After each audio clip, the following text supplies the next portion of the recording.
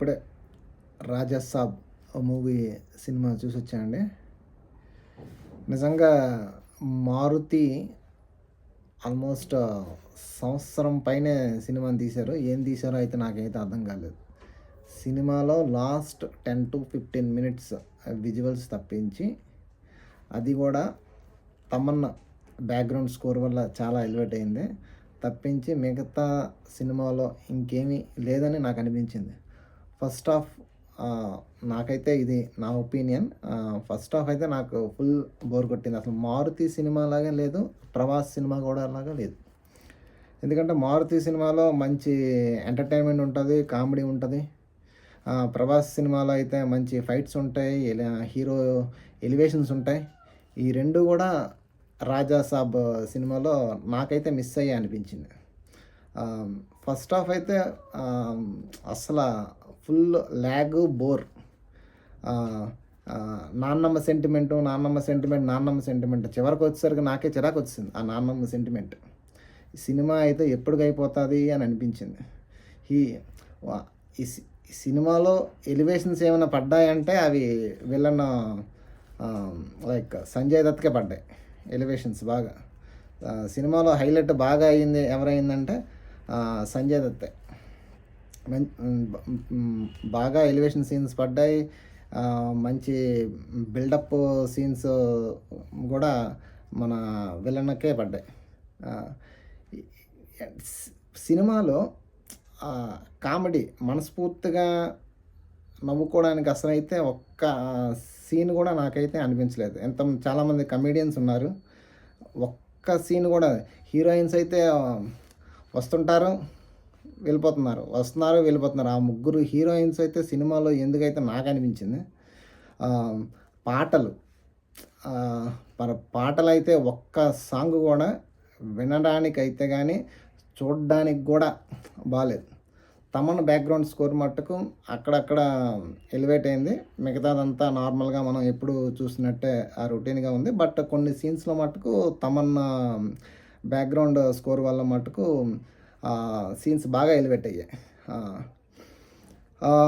ఇంకా చెప్పుకోవాలంటే చాలా సీన్స్‌లో నాకైతే అనిపించింది. ఈ కొన్ని సీన్స్‌లో అయితే వీఎఫ్ఎక్స్ వర్క్ గానీ, సీజీఐ వర్క్ గానీ సరిగ్గా అయితే జరగలేదనిపించింది.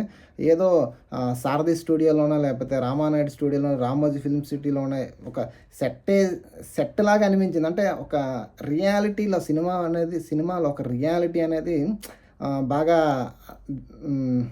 మిస్ అయిందని అనిపించింది. ఏదో ఓకే ఇది సెట్ వేశార్రా అని మనకే అనిపించేస్తుంది సినిమా చూస్తుంటే. ఓకే ఇది సెట్, ఇది మార్కెట్ సెట్, అది ఒక చర్చ్ సెట్, అలా అని నాకైతే అనిపించింది. ఆ సినిమాలో ఒక రియాలిటీ అనేది చాలా మిస్ అయింది.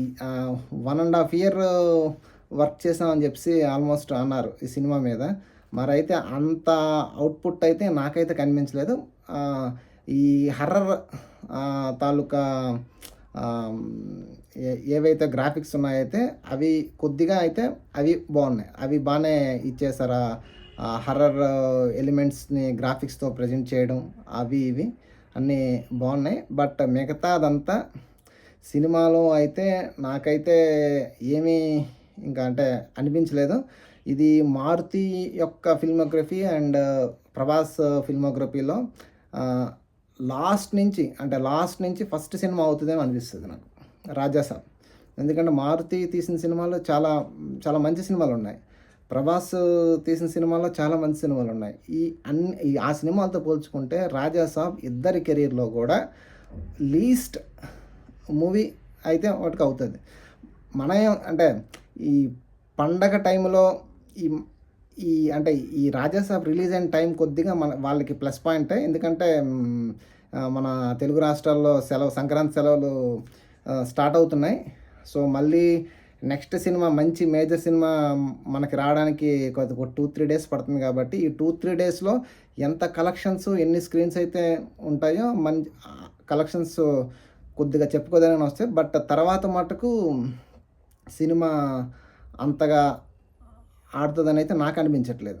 ఎందుకంటే మనం సినిమాకి వెళ్ళేది ఒక ఎంటర్టైన్మెంట్ కోసం. అదే మిస్ అయిందనుకోండి, ఇంకా వెళ్ళడం అయితే మనకి waste.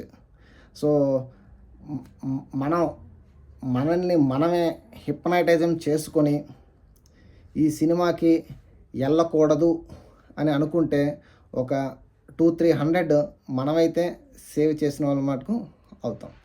Thank you so much.